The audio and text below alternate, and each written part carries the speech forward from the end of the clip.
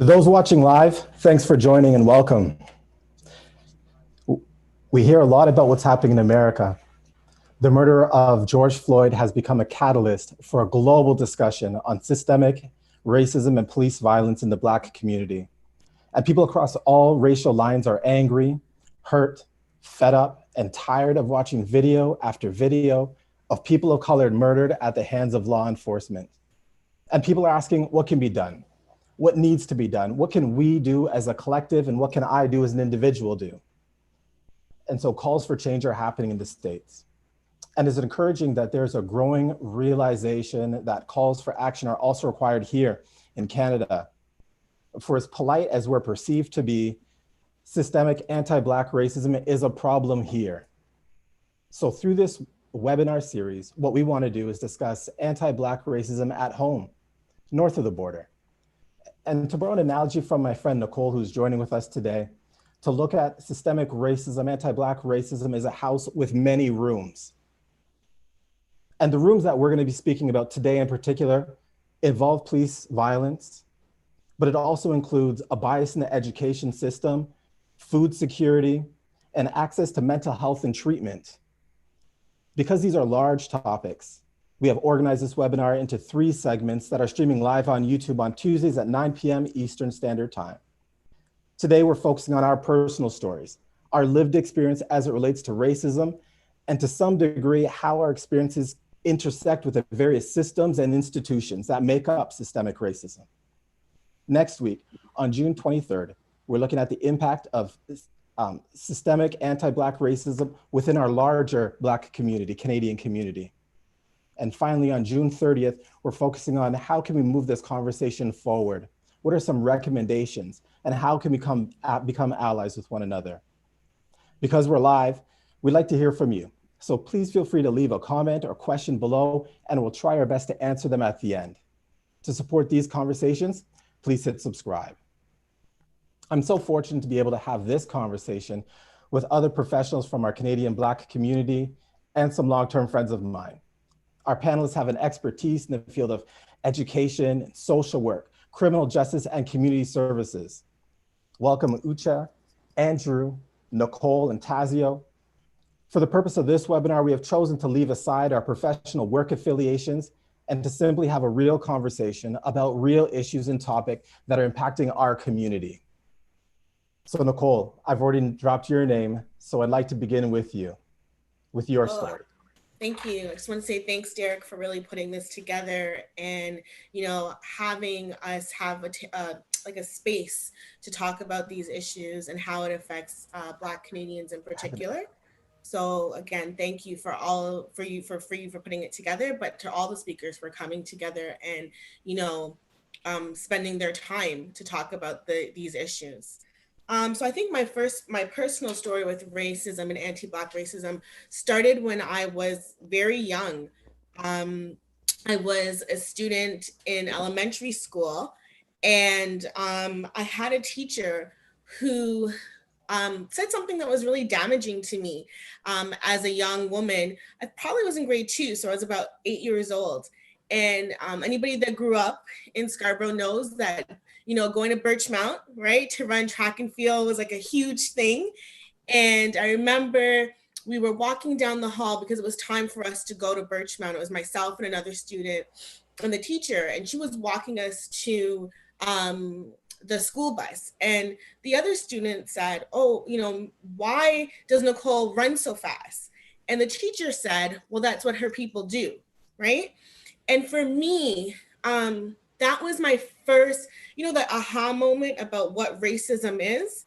That was that first moment for me. And I think growing up in Scarborough, a lot of things were happening around me, but it was that moment that put the definition of racism in front of me. Like I had other encounters with racist behavior, with systematic racism, whether it be in a mall where I had an older gentleman hit me with his cane and tell me to get up out of his seat.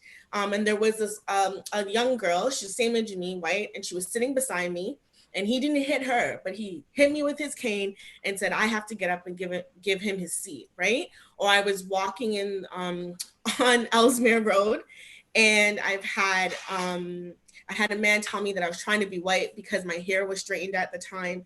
But I think for me, that moment with that teacher really solidified and gave me the language for talking about racism, right? Because I knew as a child there was something wrong with what she said and how she said it to me as a Black girl growing up. Andrew.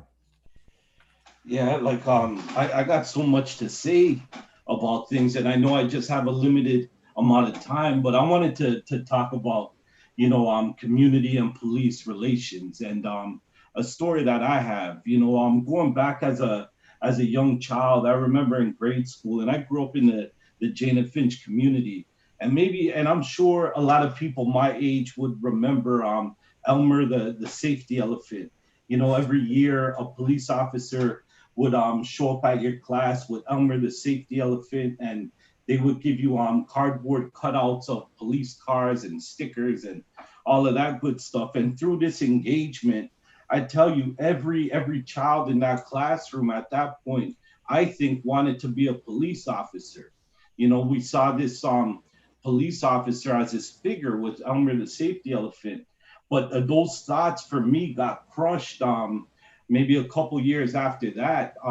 I was in my neighborhood and I just went over to the plaza to get a regular ice cream, one of those little ice creams that you dig out from the bottom of the freezer and you have to go searching for the little wooden spoon down there. So I went over there to get one of those little cups of ice cream, and there was a police officer. I won't call his name, but I remember his name. And he called me over, and I was no more than probably 9, 10 years old. And he asked me, he goes, "What are you doing on this plaza?" I said, "Listen, I'm just here to buy a ice cream, and he grabbed me by my shirt and gave me not a slap, not a little poke, gave me a full grown man punch in my face. You know what I mean? And that stunned me, and that shattered all my dreams. Back when I was a kid, thinking of police and Elmer the safety elephant, and my dreams of wanting to perhaps maybe be a police officer, and that caused me to see police in a new light. I had this sense of fear after that when I would see police. So after when he snuffed me and I got up and I ran away, I'm pretty sure I told him like "F you" and I ran.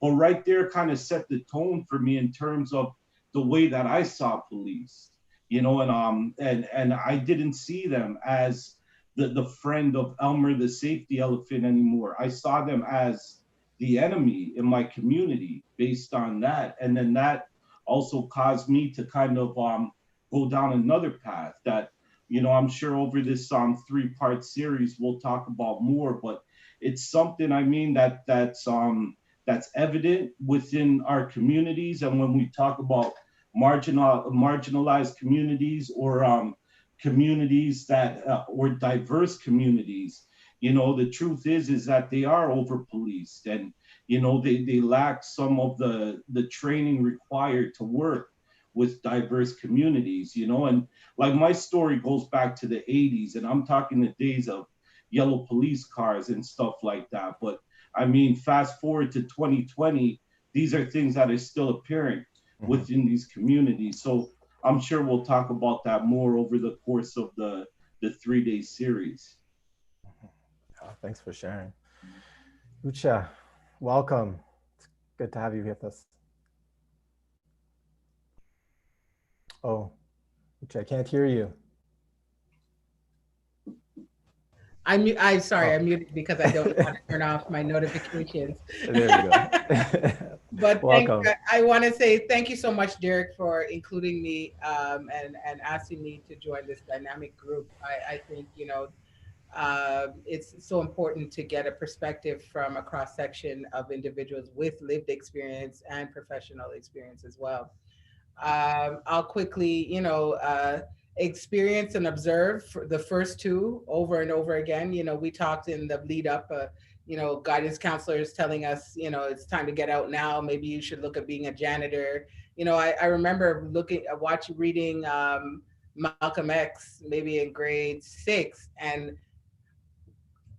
thinking, my God, we're experiencing the same thing that he experienced back in, 1960s, 1950s, probably, as a child in school, where he was kind of given the ceiling on becoming a lawyer. Here we were experiencing the same thing with our guidance counselors in, the late 80s, early 90s, who we look to for support.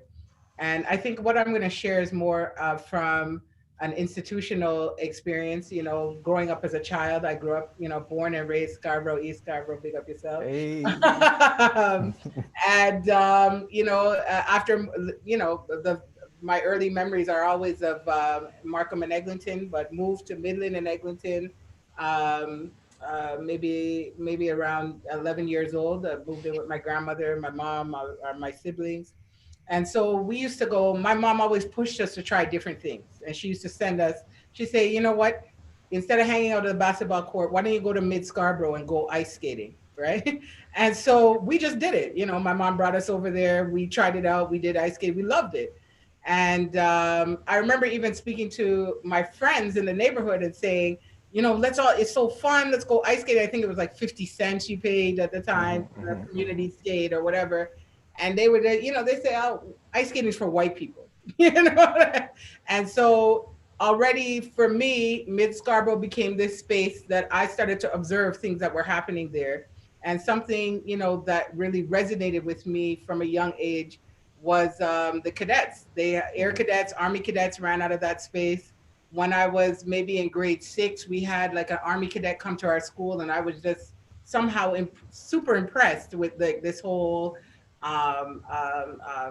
just how he looked, what he talked about. The discipline has always been, for us in our African tradition, born on a Sunday, we're natural leaders, so we're attracted to leadership opportunities, right? So, and aviation, my mom said that from a child I used to talk about. She always says I was a pilot in another leg, because she said from as I could speak, I tell her how I used to fly planes and all these different types of stuff. So very interested in aviation. So the minute that I saw that there was right, across the road, literally walking distance from where I lived, an opportunity to get my pilot's license for free by being part of this organization, immediately joined, probably at the age of like 12 going on 13. And, I tend to, jump in and we are taught as children to internally oppress ourselves from a very early age. So when we start to experience, a lot of the microaggressions, I remember going away to camp, and we had to do this exercise where they intentionally flip your sailboat so that you could show that you knew how to, you knew the maneuvers to get back in the boat and fish water out. And the first thing that my instructor says to me is, "Oh my gosh, Black people's hair does get wet." Yeah. I didn't even know this was a joke. Yeah. And I didn't even get it. And it was, when I came home and I was telling somebody in my community, he was like, "Oh yeah, they're so dumb. They think that because, that time there was Gumbies and cameos, right? So because your Gumby and cameo did not, fall or slump in the same way, our hair wasn't getting wet." And to be honest, I think at that time, I really became aware of microaggression. I really, eternally oppressed myself just to get my goal, which a lot of our youth achieve my goal, which a lot of youth experience. But for me, when I learned in later years what microaggression really was, it was this aha moment that connected back to a lot of these experiences. I would go away to camps in, Trenton, Borden, Alberta, and sometimes there'll be maybe 3 people of color on an entire RCMP base, and then there's so much trauma that comes with that, with you're the oddity on, people are naturally afraid of you in some lenses because they think you're just going to be an aggressor. There are people who, feel that, they're in a position of power and rule over you because, of who the socially constructed race that you represent. And so, for me, I think it's important to highlight, even when I remember sharing something with my grandfather, who's Jamaican, and he said to me, He said, yo, baby, you have to kiss it before you kick it. That's how, that's how life go. That's how it go. And so we kind of feed, sometimes I talk about womb trauma, like even as mothers that are experiencing oppression, we're almost innately giving this, to our children. And we have this historical trauma that we don't even address. And But Usha, in our, sorry. so just because I hear you going to my next segment about Oh, your sorry. children, so I just Yeah. want to pause you really quickly, Yeah. and about 5 minutes from now, we're going to return to that and your experience as a mother. So right now, I want to turn it over to Mr. Tazio. Yeah. Tazio, how are you Thanks doing? again, Derek, for having me, and Hey. thanks. This is a great conversation that we're having. My story has a lot of similarity to Andrew's in terms of my earliest memory. I don't think it was my earliest encounter, but my earliest memory with law enforcement. I grew up in a low-income neighborhood, and there's a communal space or open space that used to be in our neighborhood, and my door opened right into that open space where everyone used to hang out. And it used to be routine where officers would come to our neighborhood. Sometimes they're raiding it, sometimes they're just coming out in a high volume of number, and they're searching folks. Just putting their hand, dipping their hand in their pocket, and they're searching it. No questions asked. What's your name? Just going on, no questions asked. So I remember one day specifically, and I was able to date it because I think I was around 12, and I'll tell you why I was able to date it. I remember one day specifically, they came through, in droves, and I remember this one young man who we consider to be like, he was very charismatic, a leader, pretty strong. I remember him standing up and say, "Hey, you don't have the right to just come through and just be searching people randomly and dipping your hand in people's pocket. And we have rights too." And I remember very vividly, and I remember this is I'm 12, so this is decades ago. And I still remember the story very vividly, that they took that young man who we considered to be a leader, who was very charismatic. And I remember when he was saying, "No, you guys can't just come through and search us like that." I remember two officers took him and put him on a wall, and another one just kept on slapping him, right in front of all of us, other young men who we looked at this young man as the leader, and just slapped him and said, "You don't have the right to talk to us like that." And they just kept on slapping him until some parents came out and said, "Hey, you got to stop it."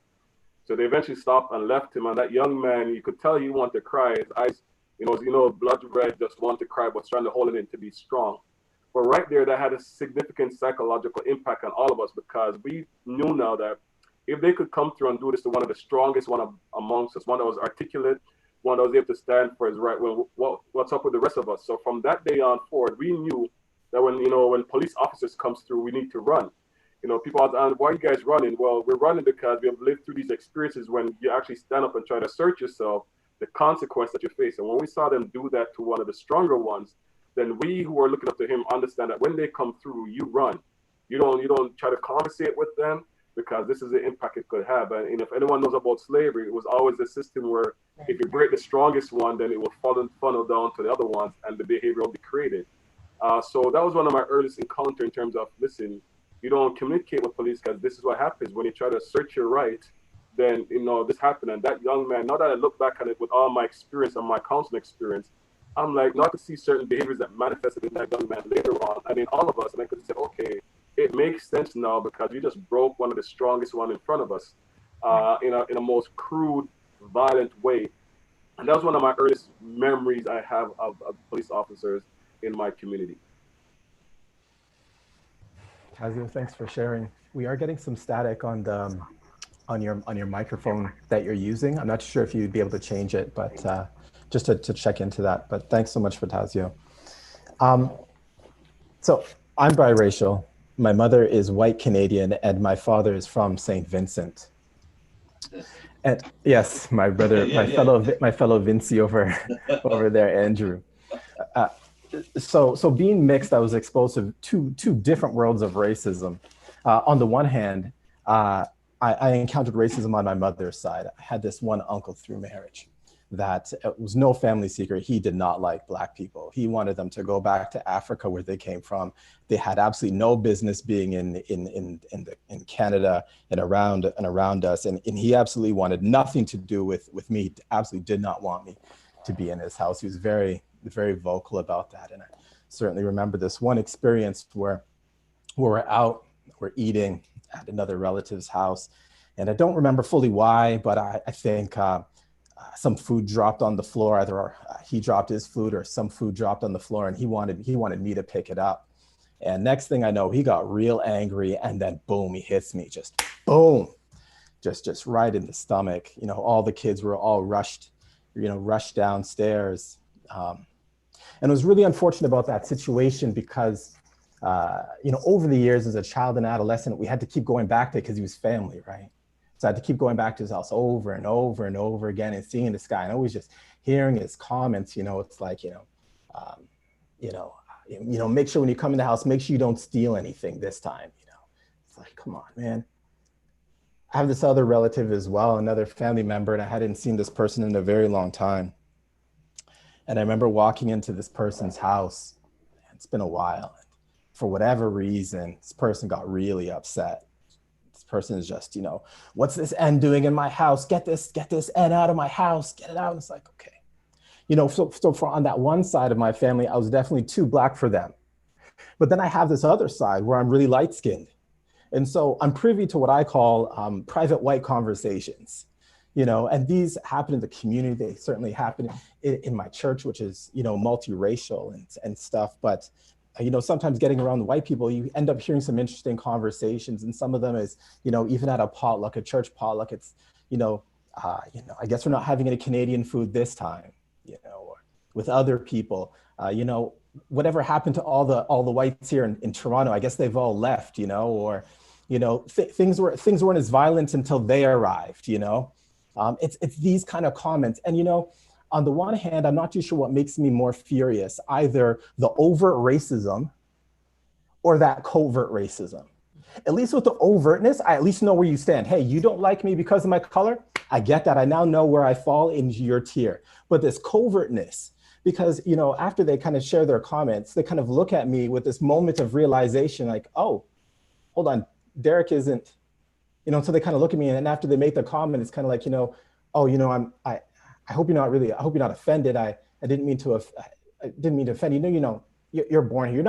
You're not really, you're just different. You're just different, right? It's like, no, I am offended. I am really offended just all around. And I'm offended because some of these people, I can almost excuse kind of, and not entirely true, the older family, quirky family members, but some of the other stories, those sentiments I'm talking about are with people that are our peers, that are in our age group.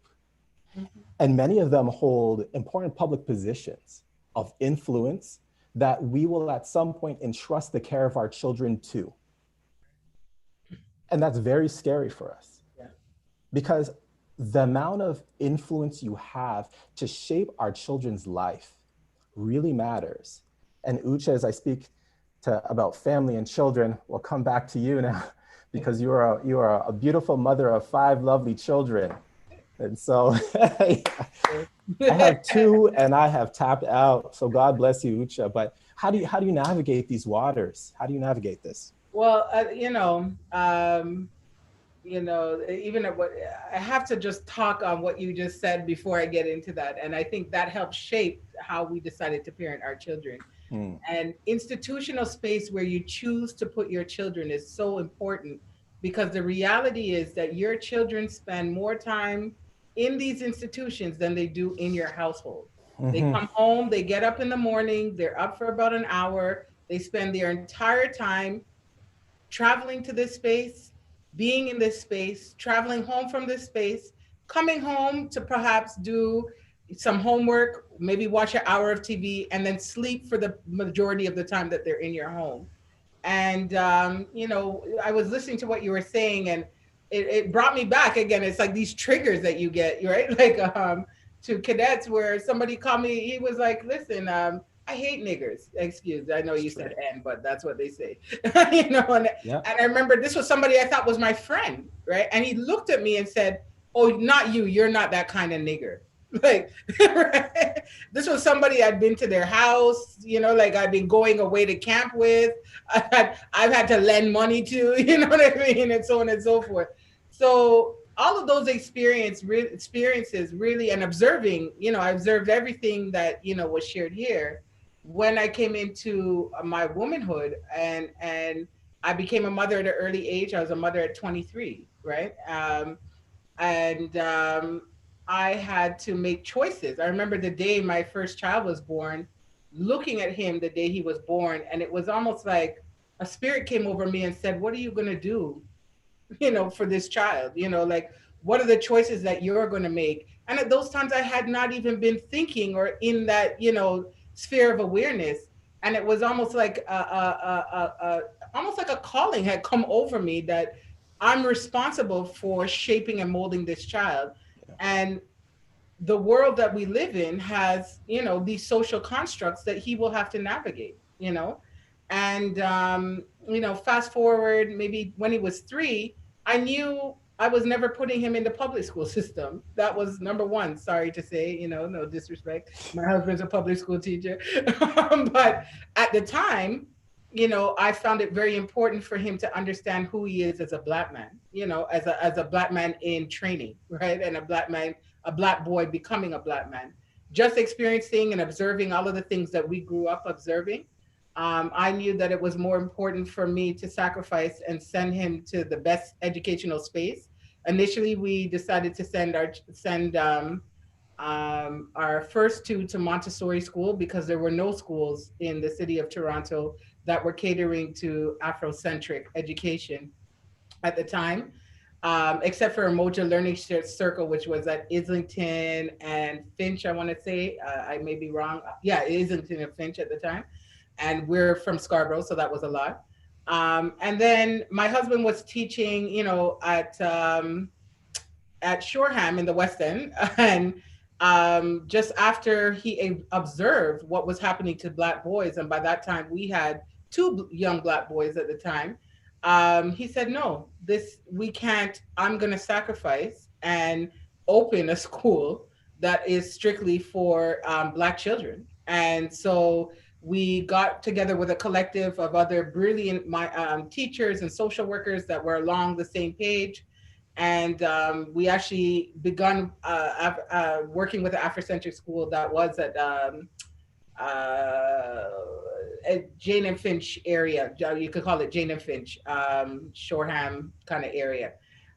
For the first year, we did education with that group. And because of the travel back and forth to Scarborough, we decided to open something in Scarborough. So for my older sons, who are now 22 and 20 now, their entire elementary school and maybe first 2 years of high school were schooled through this space. And we looked at, we had phenomenal teachers that came through that also worked for TDSB and would take sacrifice their time. A lot of them were working, piecemeal jobs anyways, but sacrifice their time to come in and teach different topics. And then we layered on with, knowledge of self and critical thinking. We had lawyers, Black lawyers come in and speak to them about their rights and understanding your rights and how do you action your rights, because we hear it's not enough to just know what your rights are. You have to know how to effectively action your rights. There's a proper way to communicate to police that they know that you know what you're doing, now in the day of cell phone and so on and so forth. So for my children, it was very important for us to do that. And we did that for about 10 years. My daughters were born, one of them was literally born in the school.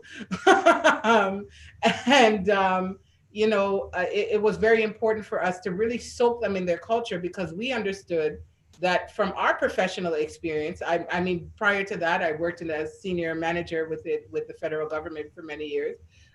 We understood from our experiences that it was important for us as parents to make the sacrifices for them, so that they can be immersed in their culture and identity of who they are, because they would have to face a world where they would always be the other, And that's a really good point, kind of with the other. I know, Nicole, you have a young man that's getting ready to turn 13, I believe. How are you? What kind of conversations are you having with your son? So he turned 13 last week, hey. which was hello Gemini. Yes.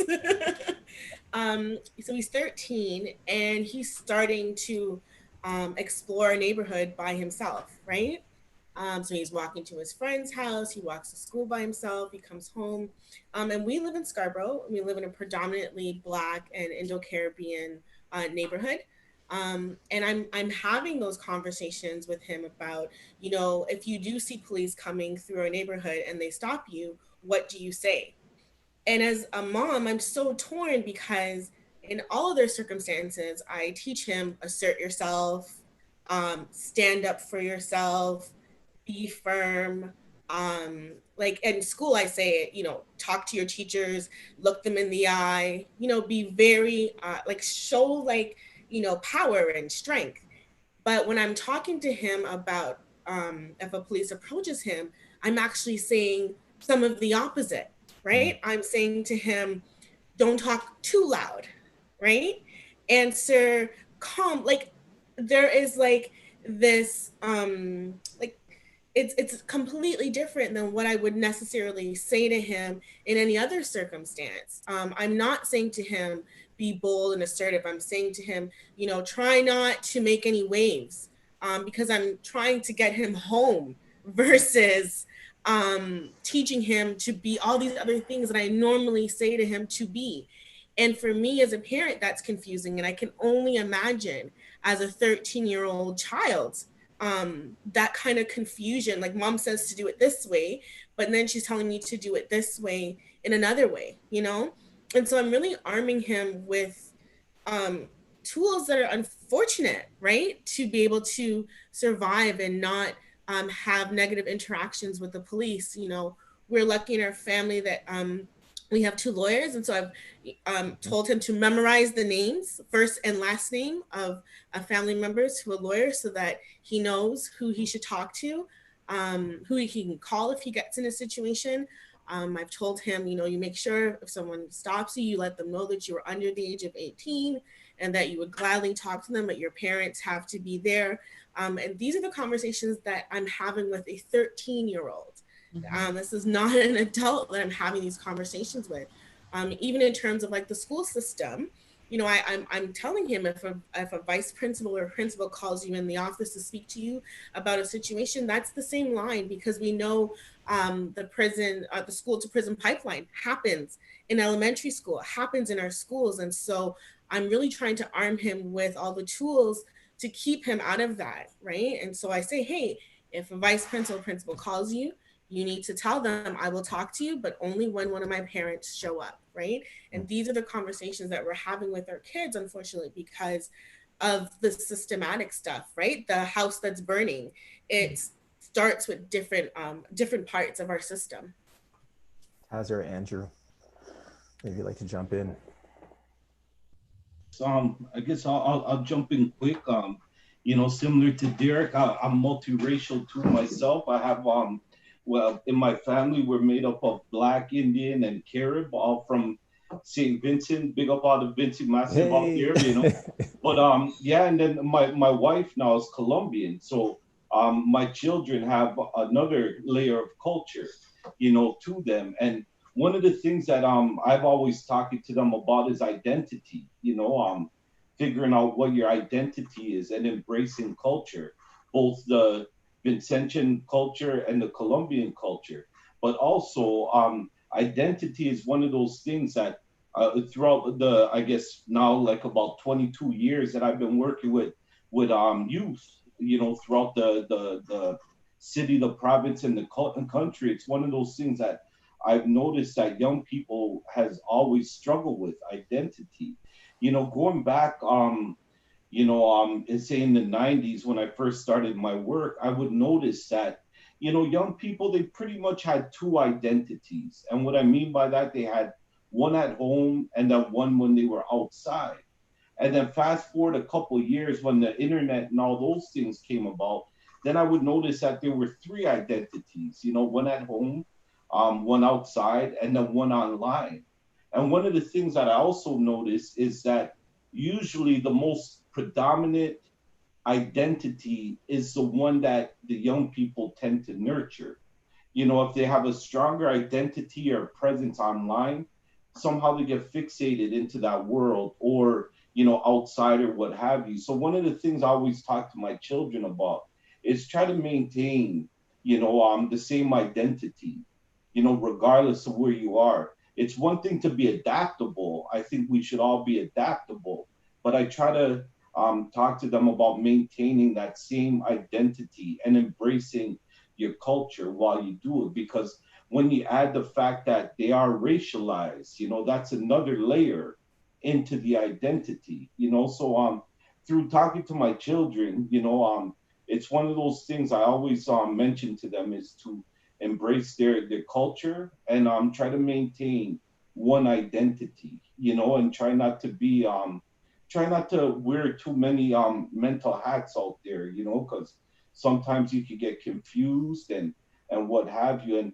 one piece I wanted to share too, because this happened like a couple weeks ago, and it's just something that kind of, as the young people say, it irks me. You know what I mean? It's the way that my family, we're from St. Vincent. We have a natural dialect in the islands, just like every other Caribbean culture.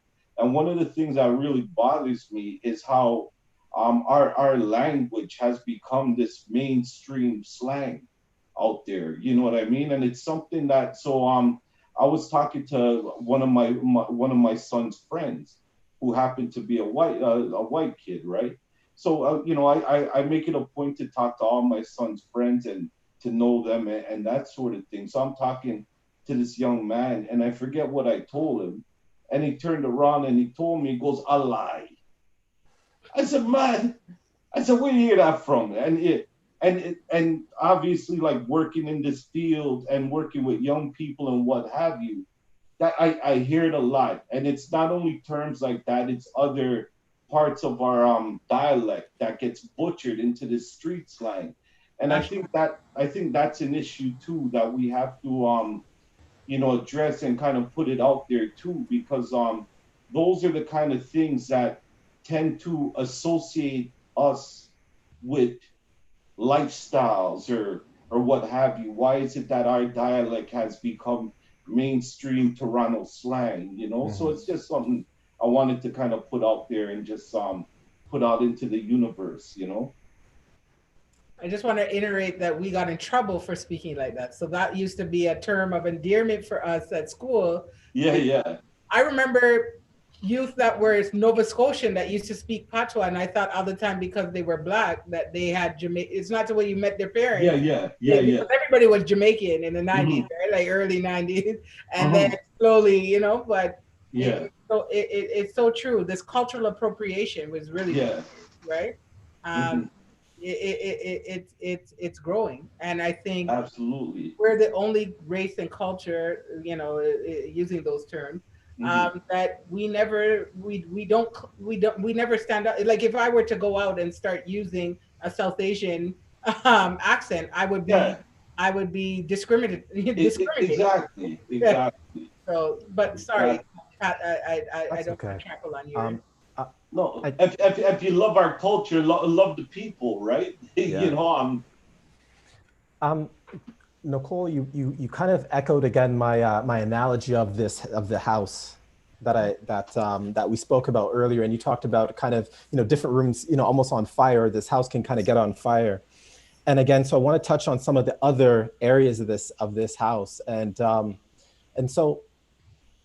Tazio, I just want to come back to you because one of the areas that we talk about where systemic racism is really prevalent is access to mental health and treatment within our community. And so I'm just wondering, Tazio, if you wouldn't mind kind of sharing a bit about that from a social work perspective. Yeah, so working in constant field and justice for a long period of time. Sorry, able to turn your volume up a bit there. Do I sound better now? Yeah. Maybe you just have to really project. Let me bring a mic closer. I should sound better now. I should sound better. How do I sound? I don't know. Okay, we'll just go with it. Yeah. Okay. I gotta call my IT, but one thing that I've learned when it comes to mental health and African Canadian or Black individuals, that we are perceived differently. So being in the justice field and just being in the counseling industry, I realized that when we begin to show symptoms of mental health, that it's always seen as behavioral, never mental health. While you take two persons exhibiting the same symptom, one is like, okay, there's some mental health here, here's some stressors, here's depression, here's anxiety. While you take particularly Black males exhibiting the same behavior, And the first check is not mental health. The first check is this is a bad person, which now begins to lead down to a pathway. Instead of getting access to mental health, we probably get access to the justice system and the jail system. As a result, we don't get access to counselors, we don't get access to psychologists, psychiatrists. And when we finally do, and generally it's because it's at the extreme, when we finally do, there's no cultural lens to the mental health, because it's one thing to provide mental health services. It's one thing to provide mental health that don't have cultural lens or race lens, because at the end of the day, there's uniqueness to who we are. And oftentimes when they're doing mental health is being done, and let's be honest, for like Caucasian, that identity component is taken into consideration.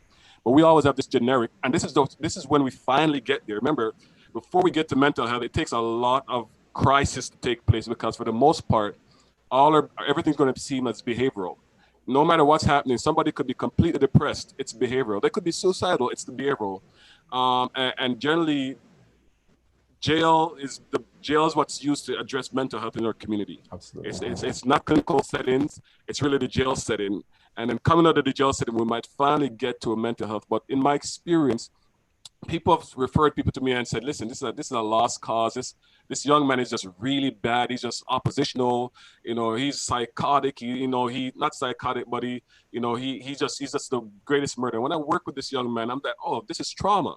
And when I begin to work with the young man, I begin to turn around. Everyone's like, hey, miracle work. I'm like, no, I'm not a miracle worker.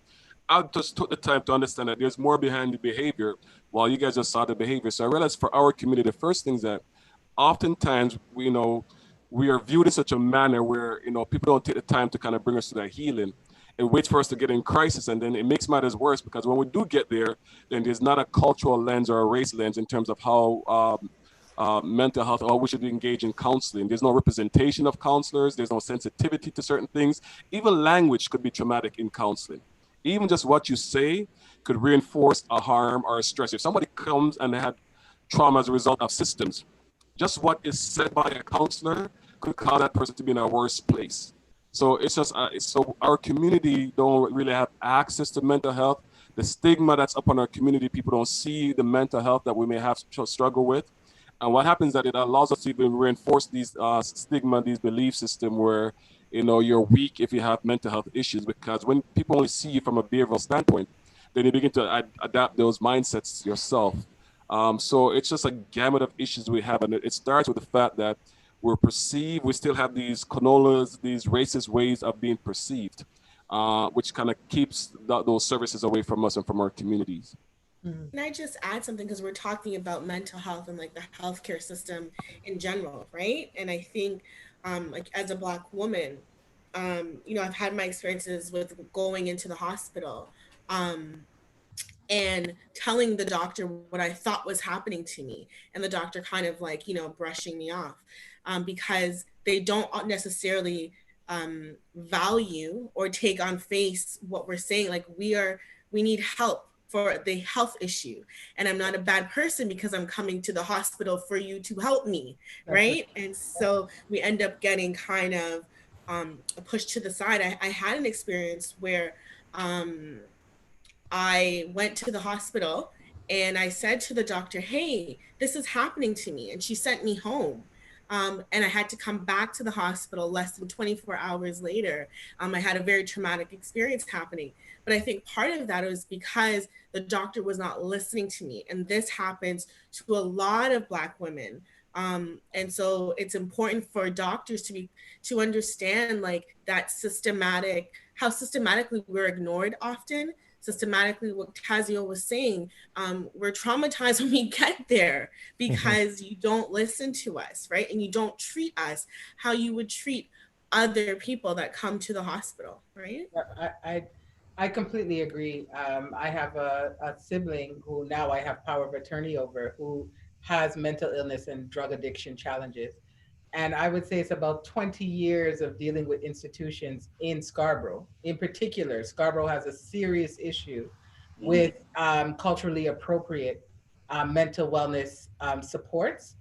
And it's not until I intentionally started to seek out Black lawyers. So she initially you get the court lawyer, and they just don't care. Like you could tell them as much information as possible about the mental history, they will still go to the court and present as a criminal case.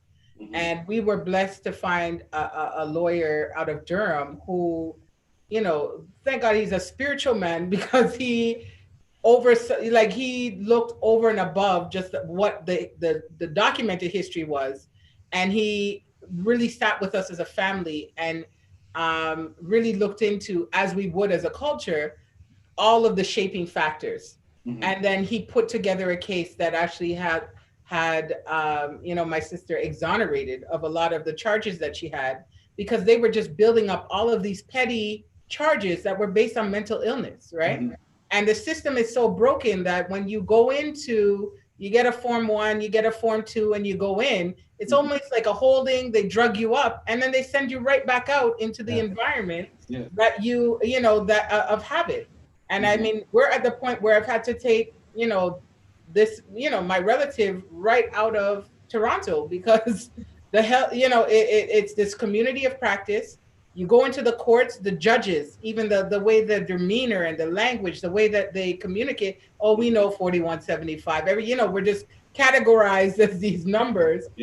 And they look at your docket, and depending on the size of it, they're just going to give you, a ruling, not looking at all of the shaping factors. So there is an extreme need for culturally appropriate mental health supports and training for those folks who are in these spaces, because I've literally had conversations with the crisis support team where they're like, the system's broken, that's just the way it is, we're sorry, and that, keep trying to be a good sister, and it's very taxing on a family, very taxing on the individual, because it's almost like the prison system. How do you set someone up to succeed if you continue to perpetuate the same vicious cycle that they've been put in time and time again?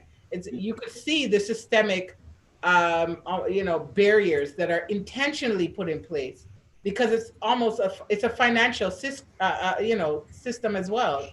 So and I think everyone kind of hit it on the head, because everyone's exactly right. Certainly over the years, I'd say the vast majority of the young racialized men that I work with within the youth detention centers or adult jails or what have you, all suffer from some form of mental illness, whether that be PTSD, it could be schizophrenia, it could be drug-induced psychosis, it could be and trauma, which is the big thing there. And it's just like what Ucha said, the approach is treatment through a cultural lens, because if you look at it within many communities, not only the Black community, but if you think about the Tamil community, the Asian community and what have you, mental health is considered very taboo within those communities. So you can't, for example, me, it's something that I've struggled with for years, is trauma, is anxiety and different things like that. Now, as a young man, if I were to go to my family and say, well, I'm dealing with this right now, it would kind of get brushed under the rug. And, my parents might turn around and say, well, you mad?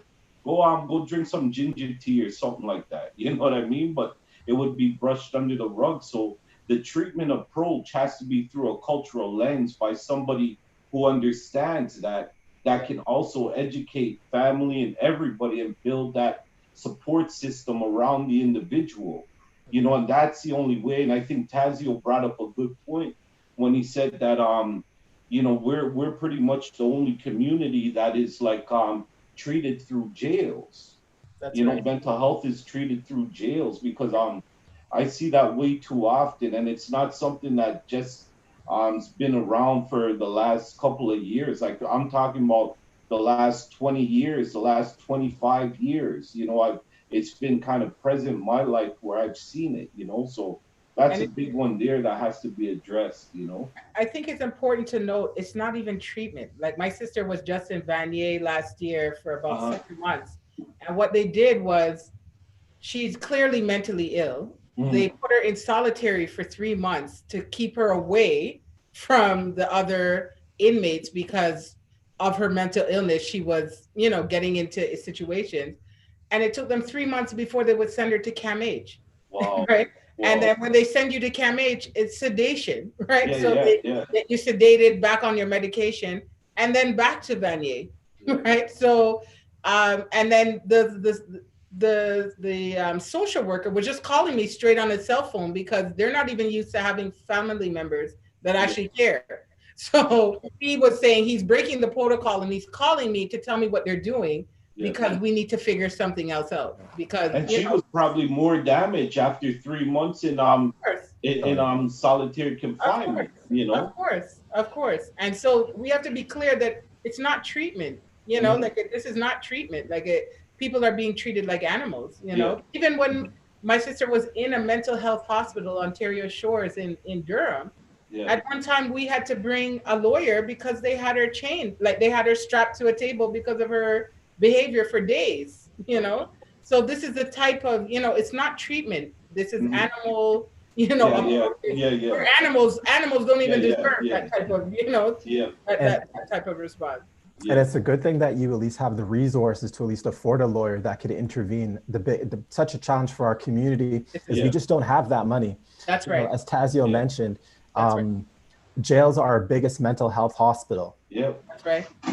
That's right. Such a high percentage of inmates are Black and also have mental health, but we don't have access to those resources. We can't afford them.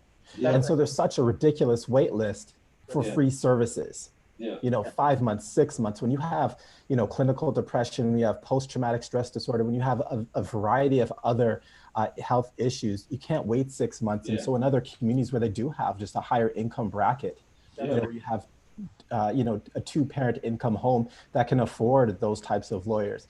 And we're getting picked up disproportionately in our streets. I mean, I remember just, you know, kind of growing up, Ucha and I, we grew up in the same community. And I remember being, riding my bicycle down the street and hearing boop, boop. Oh, I turn around and I'm getting pulled over on my bicycle. And, you know, the officer pulls me over and I'm like, you know, what's happening? And, you know, it's like, oh, you did a humiliating you on top of it, like making you get off your bike, sprawl out on the ground, like that. Just all psychologically, it becomes commonplace in your mind, right? Like that's we're not even talking about like how that, you know, that impact. Psychologically, it becomes commonplace. You're so used to seeing it, you know, to cross the street. You see somebody, you know, you cross the street. The other day, my 20-year-old, they went to school, high school in Markham, and he was stopping by his school. Just, you know, this was before COVID, probably the spring of last year. He's in university. He decided to stop by and go see, you know, his teachers, tell them how he was going to make it. He's very outspoken because they told him he wouldn't make it. So he was going to brag on how good he was doing. And anyhow, gets off the bus at Kennedy and Steeles, and 6 squad cars pull up to him and tell him get on the ground. And because he has like the presence of mind, right? We've really trained them for these types of scenarios. He said, you know, he said, you know, I'm letting you know I'm turning my phone on and I'm putting it right here, you know, and he put it on the ground. And then they pursued, and then they said he was wearing a black hoodie and he's 6'3", and somebody was jumping through backyards on Denison and he matches the description. Wow, you know? wow. That's classical. And that comes back to Nicole's, you know, conversation that she has to have with her son. That's right. You know, how do you even get through this? How do you navigate conversations with police? You know, I was watching online, I don't remember if it was one police union officer, I think it was in New York, and he was commenting on the death of George Floyd and the fact that people were saying that they are afraid, communities are afraid of police. And he was saying, you know, why be afraid of police? You know, we are not the officers that killed George Floyd.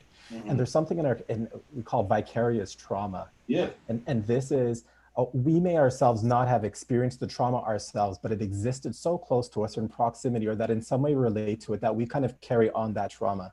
I think of, for example, my wife. You all know, obviously, Paul Bernardo.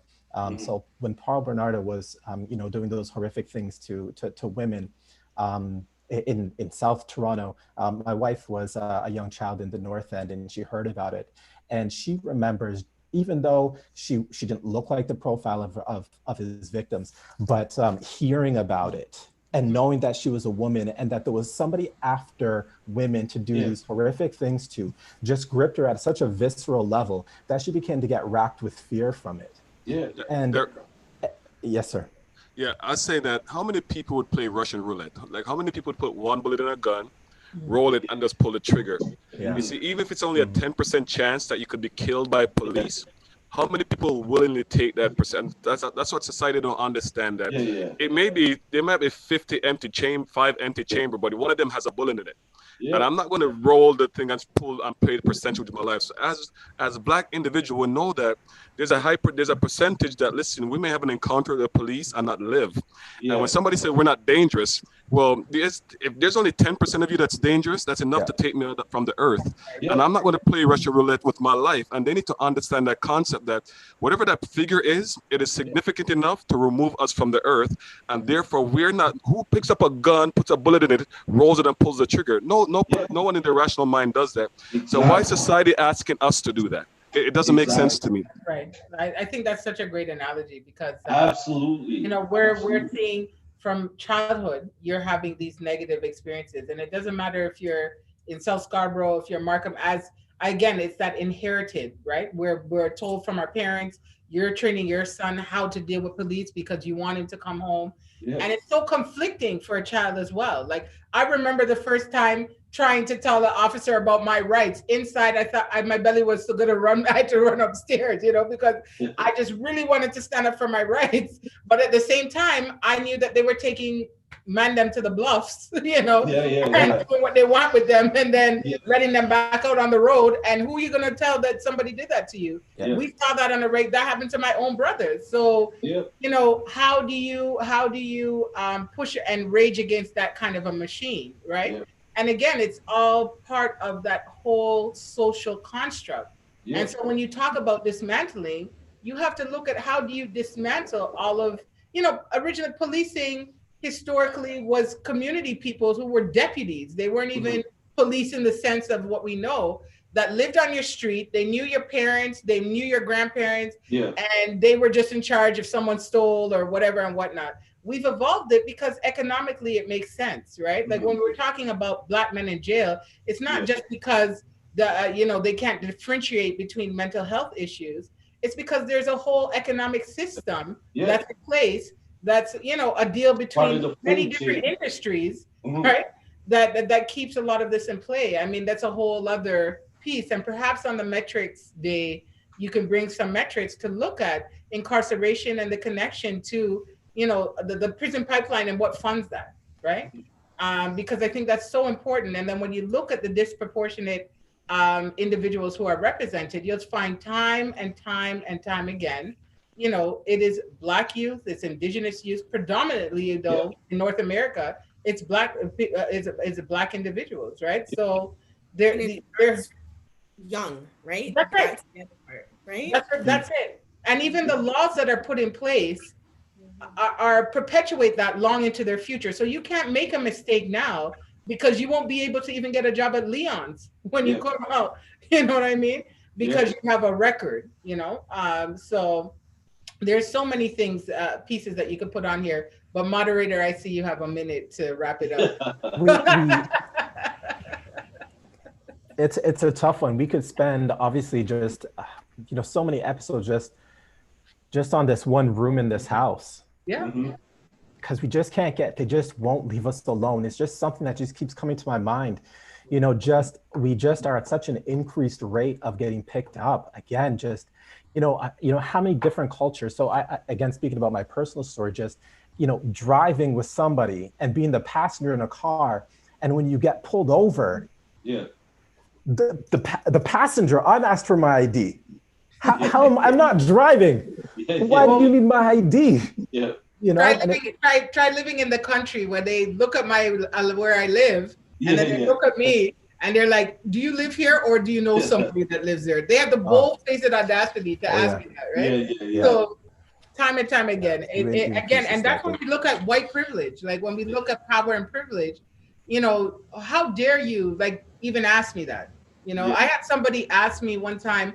And my daughter was like, oh, because she gets embarrassed when I start with them. They asked me about my hair. She said to me, can I touch your hair? I said, Mhm. can I touch your daughter's hair? Can I touch her face? You know, Yeah. she got it, but she Yeah. did, you know, because of privilege, she felt privileged to ask me something that she wouldn't even consider Yeah. it me even asking her Yeah. herself.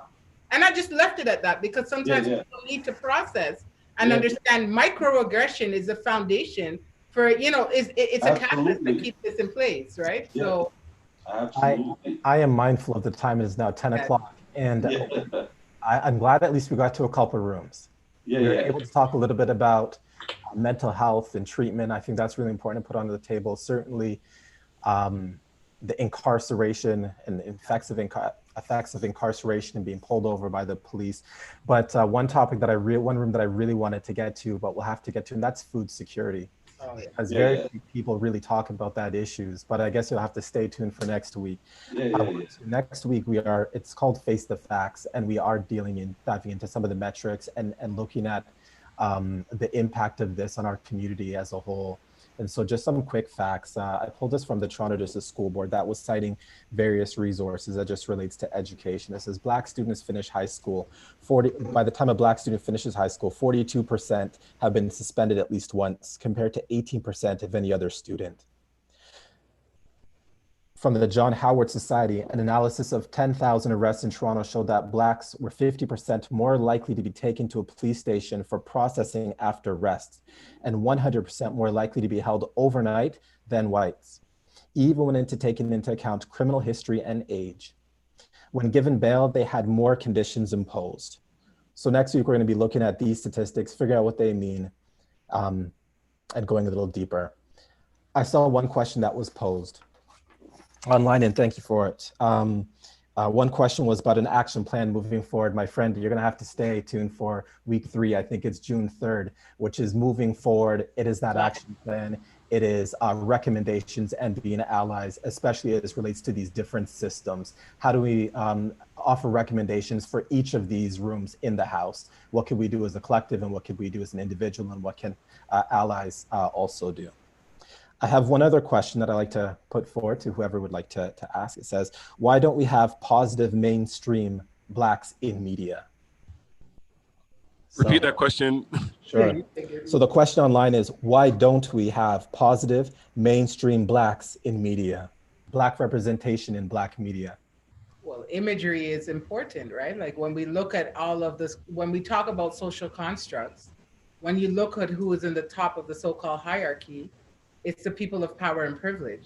What are the images that you're trying to display or that you're trying to make dominant in society? You reflect that in, you know, what we viewed. You know, they've done a lot of research, and I remember doing one of the classes we had with the school, sharing that perspective around the Black doll versus the white doll. Imagery is very important, and you have to understand that we hold systems in place through imagery, right? And imagery is all of our media, social media, print media, so on and so forth. It's only, I would say, in the last maybe 10 years, there's been somewhat of more of an effort to be more intentional. But if you think back to the 90s, think back to the 80s, 70s, 60s, the predominant, you know, if you go into a childcare room, what did the dolls look like? If you look at the books and the texts, when they had to put little Johnny and Sam and his mom, what did they look like? You know, even when you look at religious texts, you know, you can, who are the images? What do the images reflect? Do they reflect you? Do you see yourself in them? No, not a majority of the time. I remember when we got our, you know, growing up, our Black Jesus, that was a big thing to have the supper with reflecting us, you know, like reflecting us. It was a major thing. So I think there's intentional systemic agendas that are in play because it meets whatever the larger plan is, to be honest. That's my personal perspective. And you know what, real quickly, Derek, it's funny that question was asked because I saw an interview today on TV from Hal Johnson from Body Break, and he was talking about the in the 80s how he was prevented from certain opportunities because he was trying to get a job as a Black broadcaster with TSN, but they already had someone there, and then that prevented him from getting a job. So that person, who the person who asked the question, if they're still around, I would suggest they maybe Google Hal Johnson body break, and I'm sure that his story will come up, because that's pretty much what happened in the early days, and that could possibly still be happening. Well, not even possibly, that still is happening now. It does. That's, It does. yeah, that's a big question at this time. I know. The answer is either we don't have the talent, we don't have the people, or there's a conscious effort not to have it done. I was reading, I think it was on BBC, the producer, the writer, friend saying, "Oh, now looking back, I should have had some black folks in there. I just didn't know why I didn't think about it." Yeah. And it's really that privilege that but you know, like, oh my God, it's such a forethought. Oh my God, I forgot to put black folks in there. And not understanding the impact when somebody consciously leave a group out, because I assure you the talent is there.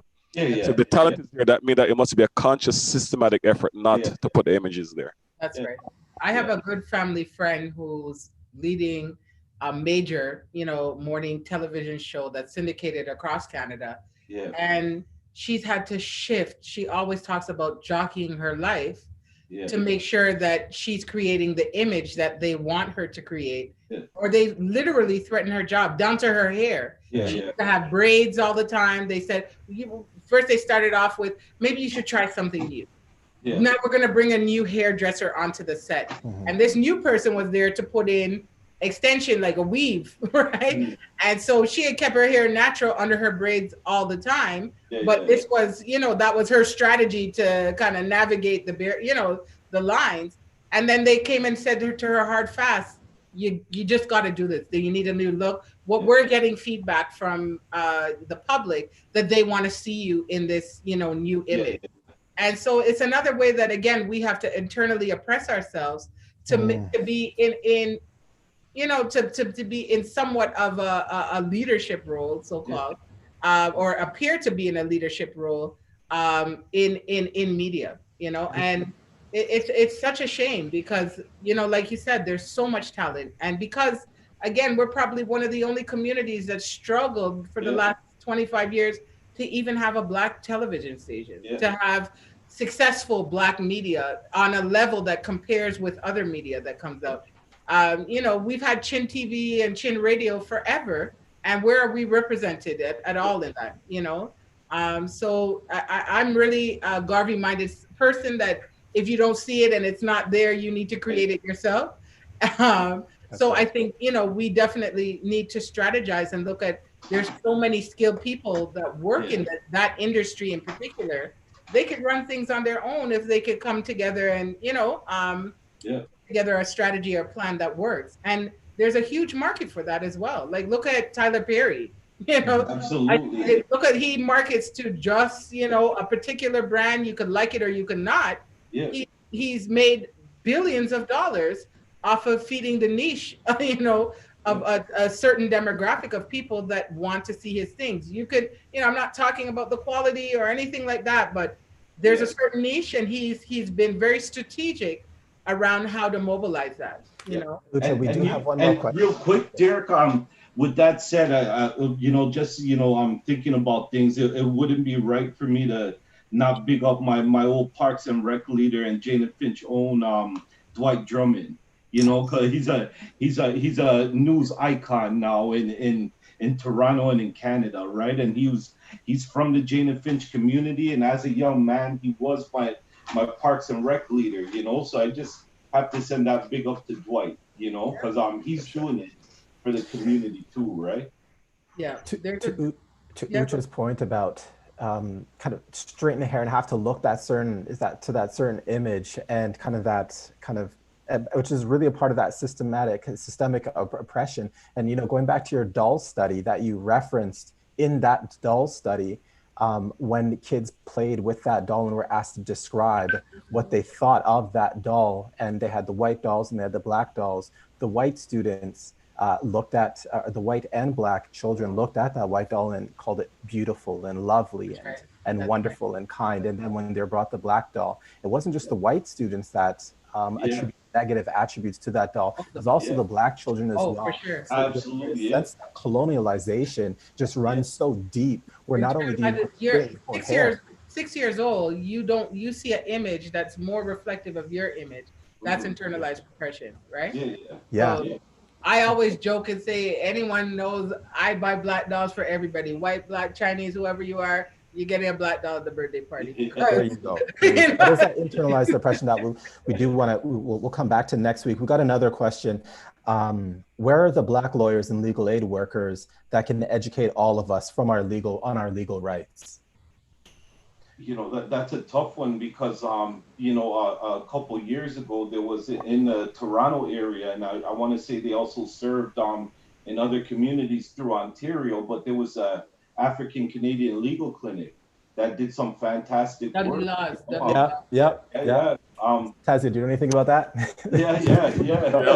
Yeah. I was there for 10 years, so they have you know, Margaret Parsons, a really good friend of mine, you know, Margaret's family, you know, and she's done some great work throughout the province, and it's unfortunate that their doors closed. I want to say, shoot, it's probably already been close to 4 years now or so. Yeah, maybe around that. They have I think they have the new organization. No, they're nowhere close to where the African Canadian Legal Clinic was. Yeah. I think it's Black Action. I don't know the last word, but if you Google that Black Action Legal Aid Clinic, it'll come up. There's also the Black Lawyer Association. So they're out there. You know, it's just a matter of, I guess, Googling it. You know, whoever asks that question, if they want to organize something, do reach out to them and say, hey, there's a need here, a need in my community. Can you come out and support? Because some of the people that are part of it, I know, would be willing to do so. Yeah. And if you do want a list, maybe we could provide it. So we just, you know, we're just really putting these webinars together, but we do have an email address. And so it's becausewematter.justice@gmail.com. So becausewematter.justice@gmail.com. So if you want to ask that question there as well, or would like a list of some lawyers and legal aid workers, we'll definitely provide that for you. Yeah. Andrew. Maybe you could post it in the chat, or somebody could put the email so then people can cut and paste it if they need to. Andrew, Tazia, Nicole, and Ucha, this was a great conversation. So I'm just looking for, do we have any more questions? Okay.